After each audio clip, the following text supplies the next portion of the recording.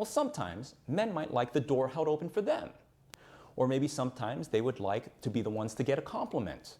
Or maybe sometimes they would like the other. You would like 2B to step on you. Yes, I'm in agreement.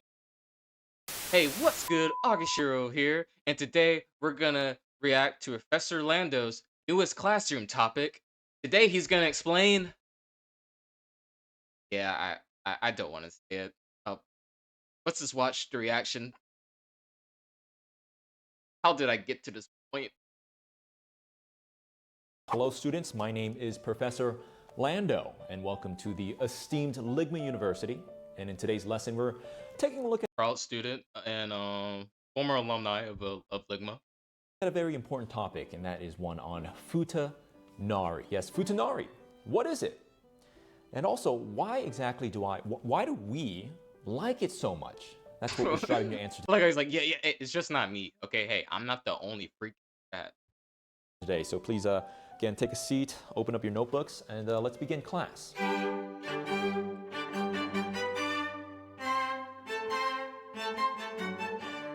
Like I said, students, Hey, make sure not to sleep through this lesson, guys. It's gonna be important for you. Don't get caught lacking. today we are going over Futanari. It is a genre of explicit Japanese material, aka hentai, where a character or characters has both female and male explicit parts, body parts. Now, what do I mean exactly by this? Well, I'll give you an example here. Let's take a female character, Chun-Li, and we compare it to a male character, for example, someone like Naruto. Now, when it comes to Futanari, in its most basic description, it describes a character that is intersex, having both parts. Now, you could take this as a traditionally female character like Chun-Li having a phallus, or a male character having breasts, for example. But when it comes to Futanari... Wait a minute. When Naruto does sexy jutsu, it makes all the more sense. In practice, out there on the field, we find that more often than not, the majority of the media is going to be female characters with the addition of male parts, conceptually speaking, and not male characters with female parts. Yo, why is there no love for male characters? I'm a booba man. Put booba on everything. Booba is love. Booba is life. Now, don't get confused. There could be some crossover here with Rule 63, male characters and or female characters being changed into the opposite gender. I did not. I know Rule 34. I didn't know Rule 30. But it makes 63 was a. Oh, wow. It was awesome. You learned so many different things. In fan-made media, fan art and whatnot, but we are talking about Futanari. Now, before we get deeper into this subject, I'd like to get deeper into the subject, you know what I mean? Futanari is a genre in Japanese explicit fictional works. So when we talk about Futanari, it is in the context of fiction. And although there might be some loose associations with this word to some real-life cultural things many, many years ago, today, in modern times, and in the context that I'm teaching you about, Futanari is not to be used to describe real-life people, trans people specifically. Now, there might be some trans people that associate positively with this word. Who am I to say? Who am I to really know? But generally speaking, I think we would all agree that Futanari, to describe real-life people, would be pretty distasteful. Lunch? All right, you hear that? It's lunchtime, students. So before we get onto the rest of this lecture, let's get some brain food in us. Oh, I don't know about you students, but I am starving. Luckily, Ligma University offers a very nutritious diet plan for its faculty and its students. Now, before we eat, I think this is a good opportunity to learn something Yeah, if he doesn't eat that donut first, I'm very disappointed. Important about Futanari for you visual learners out there. Now, when it comes to Futanari, there are three main types of physical appearances of a Futanari character. We're going to use these food items as stand-ins for the explicit body parts you might find on a Futanari character. First off, we have a banana, or a phallus, a schlong, schmeat, the girth, member length. And to go along with this banana, we have 2 tangerines. And they go at the base of the banana like so. And this represents the male package, as you can guess. And in a Futanari character, this replaces the normal female accoutrement that you would usually find. And they come in different shapes and sizes like they do in real life. They come just like this, girthy, way above average length, that's for sure. And maybe sometimes they come with a little bit of that skin missing at the top. And they say that loses some sensation for the banana, but I think they make do. And so that's going to be the first version of a Futanari character that we might run into.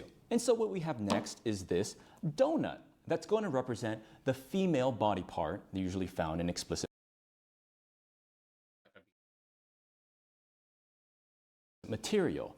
Right there, this delicious donut, right there. And so in the second form of a Futanari character, in the physical appearance of it, instead of the standard male package, you remove the tangerines, no tangerines, and in place of it would be the donut, the female entrance where it normally would be, but with a banana protruding from the top. Arguably, this is a more niche version compared to the standard male package being on a Futanari, but otherwise popular within its own community. And for the third version of a Futanari character, we're going to combine our entire meal and have a balanced, nutritious diet. Like a Gundam. We're going to have the standard male package, like so, resting upon our donut. Now, this might seem a little gluttonous to you, but to some people, this is their preference. And we can't argue that this is definitely a pillar of the Futanari genre. But it's too much for him to handle, you know, I'm right? I think whether or not you prefer your tangerines with your banana, no tangerines with your banana, I think we can all agree that when it comes to Futanari, it's all delicious. Oh, you going in? Oh. Well, that answers the question of what is Futanari, but not why Futanari and what is love Futanari is love. Futanari is life. What do we mean by why Futanari? Well, why is it so popular? Let me give you some metrics here for reference. We're going to be pulling from 2 main sources, 2 main websites where Japanese explicit media, as well as other types of explicit media, are hosted. That would be these 2 websites right here. Now, for liability's sake, I'm not going to tell you exactly which websites these are, but I will say that these are the 2 most popular websites for hosting Japanese explicit media, as well as other types of explicit media. This one being for images, and this one being for doujins, or the comic manga version. And on the first website, there are 603,639 individual results for the word Futanari. And for hey, you're gonna show me at least one, am I right? I mean, hey, I'm a vivid learner. The doujin site, there are 35,416 individual works posted with the tag Futanari. Now, I don't know about you, but I think that's a lot of Futanari. Now, the question is why? Why do we like Futanari so much? Well, the key thing here is projection. That's the term that I use to describe the phenomena at play here when it comes to Futanari. Much like how Charles Xavier, famed telepath leader of the X-Men, might project his conscious mind from one X-Men to another person. An X-Men reference in this scenario is wild. Tracer with a big fat. That's the type of projection I'm talking about here. Now let me go more into depth. The key appeal of the Futanari genre is understanding.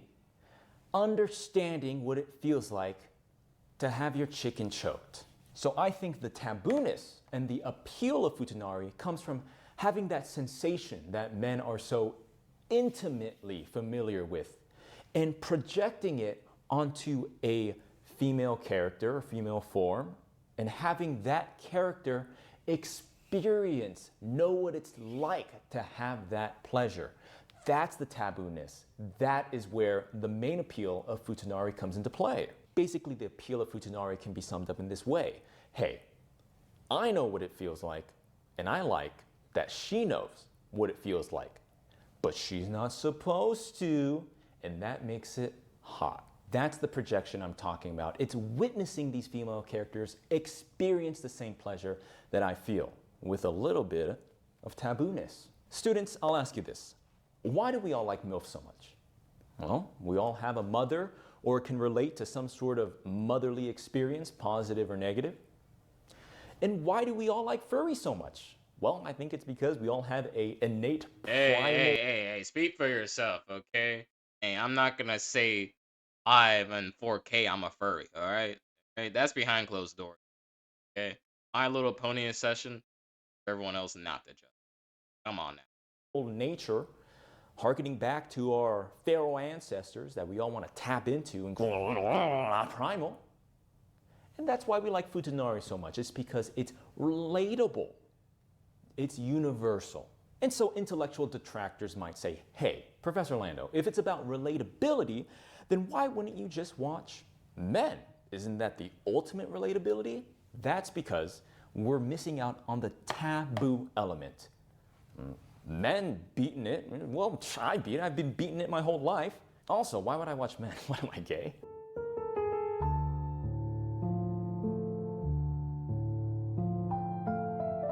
To answer this question, I want to take a look at one of my favorite scenarios. So what we have here is a visual representation for Plato's allegory of a cave. In regards to hardcore Futanari, I ask you this question, students. Are you the prisoner or are you the onlooker? What exactly are you lusting for? Are you lusting for the concept, the idea, the projection and relatability of the phallus on the female character? If so, then I purport that it is not gay. However, if that is not the reason you like Futanari, then there could be a whole nother discussion to be had, and maybe, just maybe, it might be gay. Okay, now we're going to talk about something called the Futanari pipeline of self-discovery. So how does this diagram start? Well, it starts with the most basic exposure, hentai. Perhaps the first stage because of how accessible it is, especially with how... all know about hentai. Yes, we're all students of the art form. Yes. Hey. Can I not speak for others? Interesting class. Interesting. Provocative the visuals can be, mostly being animated media. This could be discovering a certain Teen Titans animation on Newgrounds, or perhaps seeing a clip of some sort of animated, explicit Japanese fictional work. But eventually you go on to the next stage, which is doujins, a slew of content that you never knew existed before. The volumes are comparable to a Library of Alexandria, the sort of Library of Alexandria of the modern age.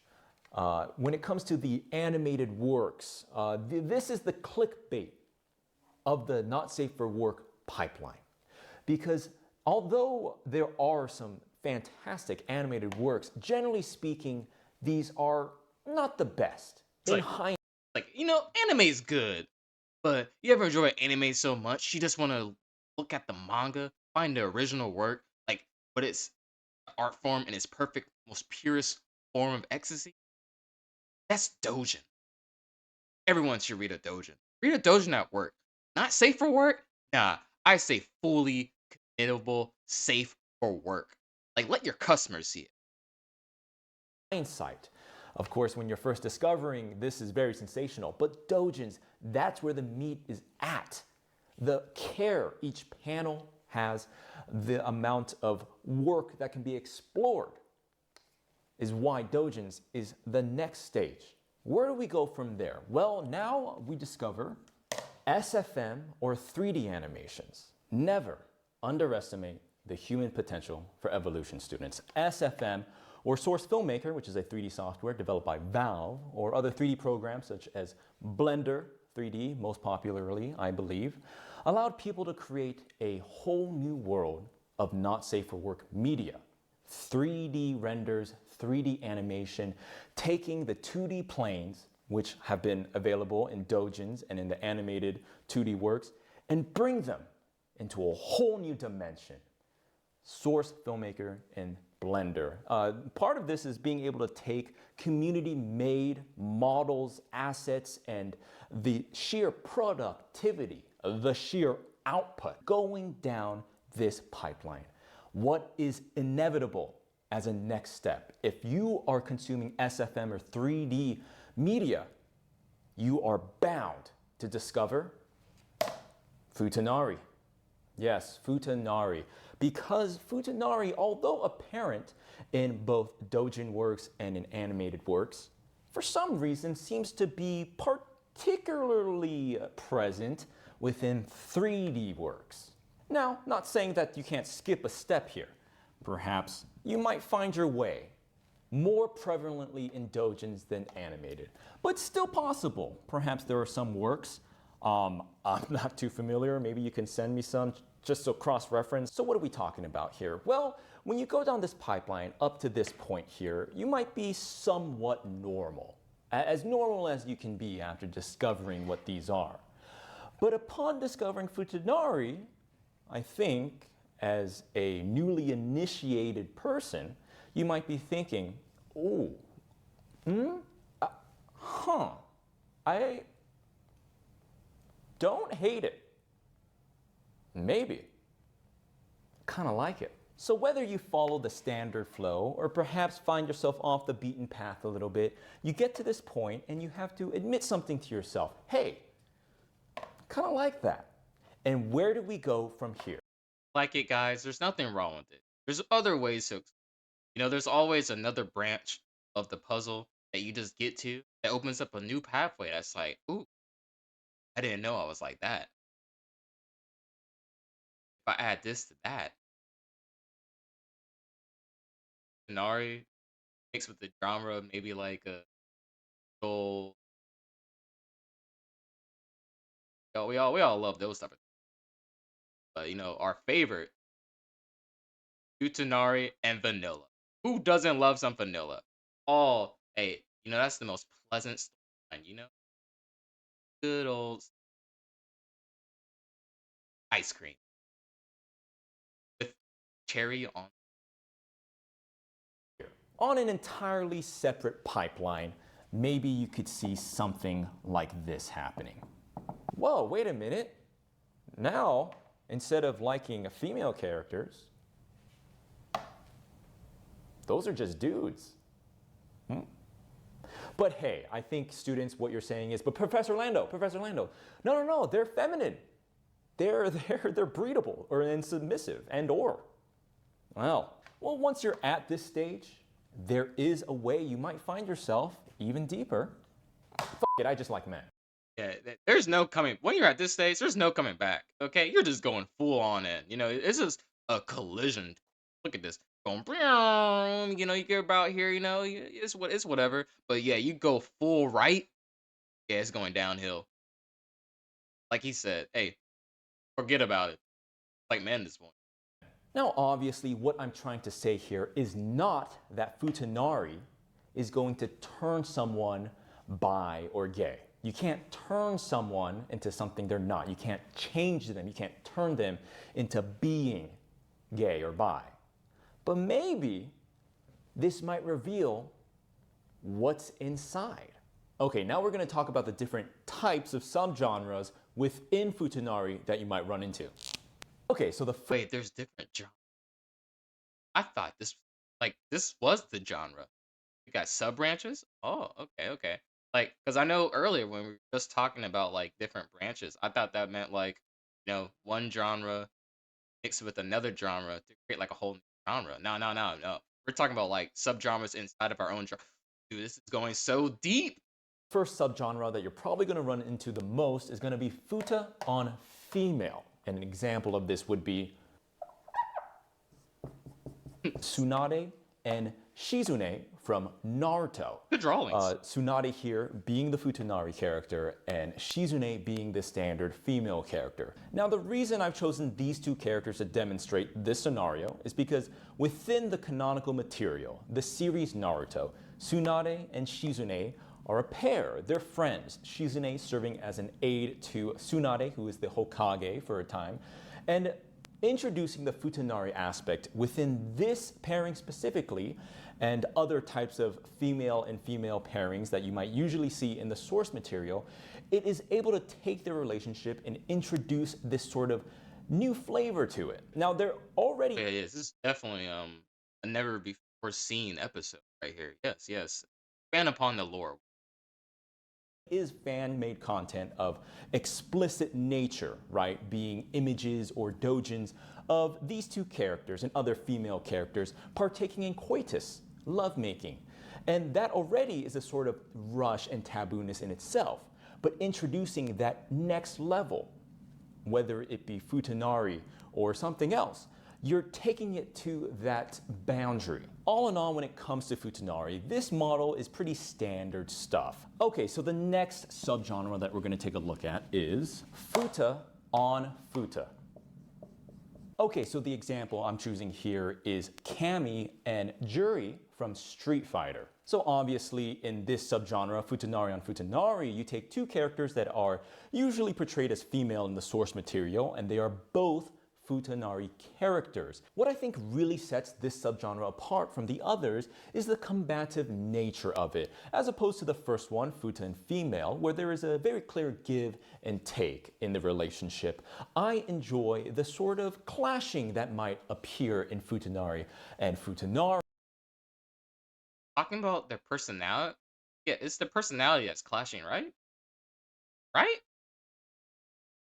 That's why I've chosen these characters from a fighting game, Street Fighter, of course, Cammy and Juri. It's sort of a battle, and that's where the fun is. Okay, and the last subgenre that I'm going to cover is Futa on male, or Futanari on male.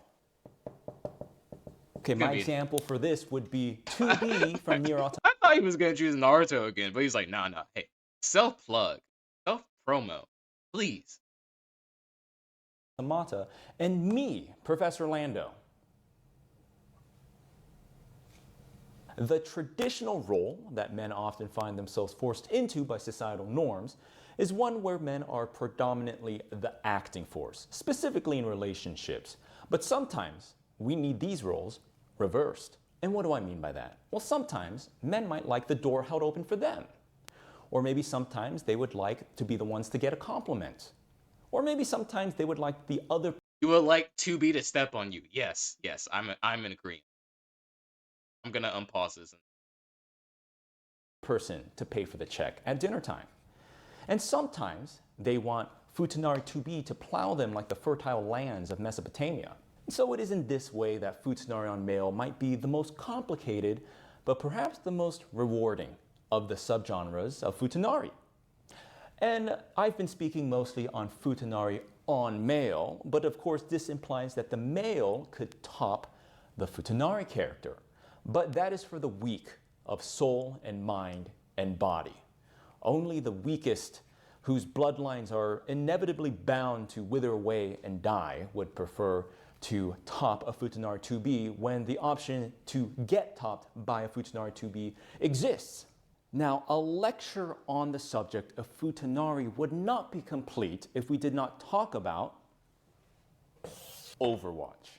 This first-person shooter game, developed by Blizzard Entertainment, released on 2016, took the world by storm. It's hard to really adequately describe how popular Overwatch was, from the fan-made content, cosplays, art, to the competitive where is this scene, going? the casual gaming scene, all the videos on YouTube and clips online. Overwatch was simply a phenomenon. Okay, Yes. well, students, you might be wondering, All right, are we talking about Tracer or are we going to talk about Deep? why are we talking about Overwatch? Hey, maybe it's Futa on Futa, Tracer. Well, it's because when it comes to Futanari, there is so much Futanari based on Overwatch. I have seen so much Overwatch Futanari. And not just Futanari, there's just so much not safe for work content of Overwatch out there. On the previously mentioned not safe for work image hosting site, there are 101,367 results for Overwatch. That aside, what is the answer to the question, why is there so much Overwatch Futanari? Well, it's because playing Overwatch feels like you're getting f***ed. You're getting f***ed by every character, that they have to give each character a dick so you can probably get f***ed by your teammates no matter who they play. Additionally, to answer the question, is it gay to like Overwatch Futanari? My answer, yes. And it's not because of the Futanari. It's the Overwatch. It's because I can't think of anything gayer than liking Overwatch. Hello students, thank you so much for watching the video. Professor Lando here with a little bit of an announcement. I'm going to be making an appearance at Anime Expo this year, July 4th weekend, Los Angeles, California.